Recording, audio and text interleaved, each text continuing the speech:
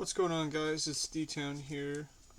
Just wanted to get you a quick combo video on the Sangan deck, just some test hands. So we're going to go ahead and do a couple. So shuffling a little bit, cut. Alright, so we'll do going first. So we have not the greatest hand. So we have Basil, Rose Shoot, Ash Blossom, Small World, E-Telly, Fairy Tale Snow. So there's a few different routes we can go here. So we'll go ahead and test if they have. They probably won't ash this, but we want to get a body on board. So we'll E-Telly here. Bring out Psychic Wielder. Then we can go ahead and Small World, and we'll reveal Ash. And then we'll reveal Junk Forward, and then Sangan. So Junk Forward Ash will be banished. Then we'll add Sangan. Normal summon Sangan. We'll link these two away into Cherubini. Sangan effect to add. So we'll add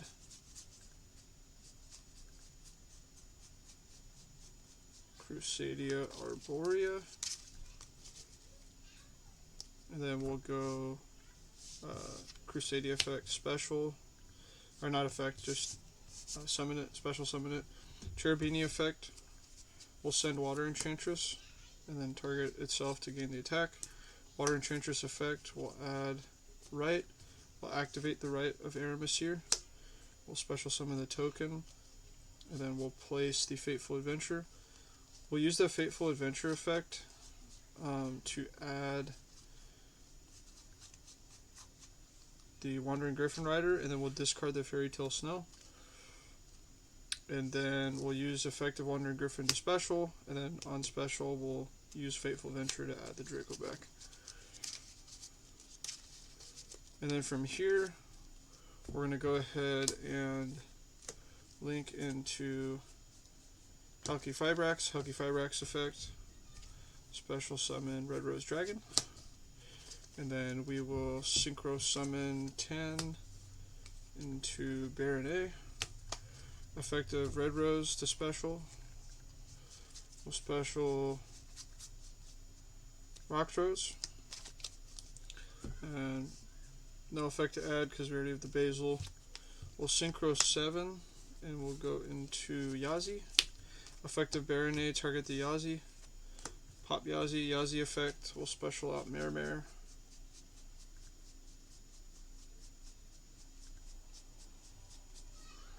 And then we can go Mare effect, special token. We'll go Mare effect, special token again. Then we can go link away into Link Spider. And then we can link away the Link Spider and one of the Mare tokens into Dagda. So we've used Mare twice now. We'll use Mare for the third time. Then we'll chain Dagda here. I usually like going Blind Scythe versus Lancia just because Scythe is a blowout card against a ton of decks. And it's good to ask your opponent if what their deck count is before you start playing the game. That way you have a good indication as to what they might be playing. Still not a guarantee, but you know, if somebody's playing 50 plus cards or close to 50 cards, they probably need their extra deck. Most of the pile decks are playing an extra deck. So you set that, you special the token, resolving the Mare. So now you can either, at this point I'd probably go Basil, Rose Shoot, and I'd special the Red Rose Dragon. And then I'd sync, so Mare token is level 1, so you synchro 4 here, and you can go into Herald of the Arclight. And then you can link away Dagda and Mare into Predaplant, Verte, Anaconda.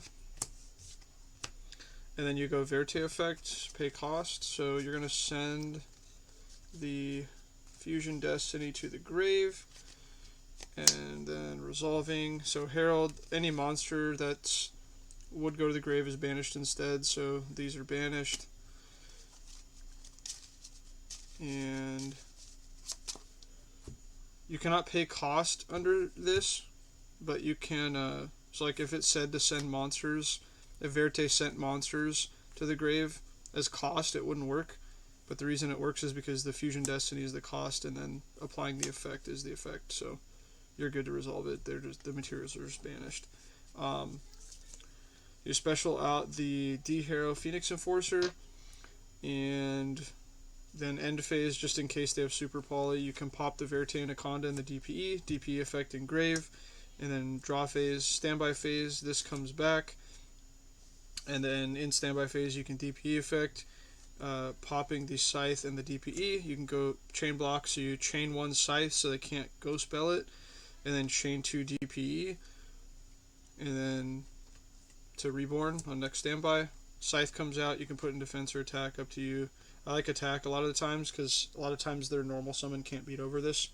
But I summon Scythe, Scythe effect on summon, and then they continue to play.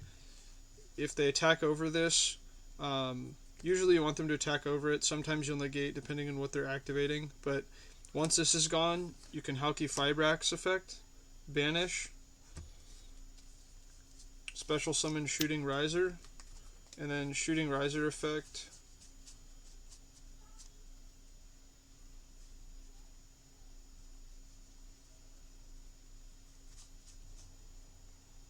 So let's see.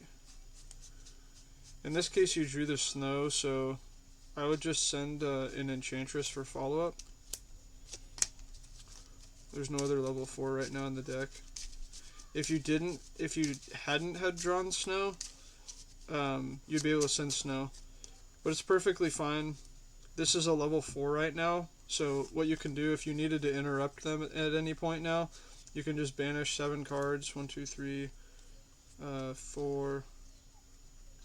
We probably want to leave the right here. 1, 2, 3, 4, 5, 6, 7. You can special summon Snow, and then Snow effect a Book of Moon. So there's an interruption, and then you can Shooter Rising Synchro. I usually like doing it with the Scythe, but this is fine too because Snow goes back to Grave. So you Synchro 8, you bring out Savage effect, and then just equip the best one, probably Dagda in this case. So now you have another interruption. And you drew Nib. I would use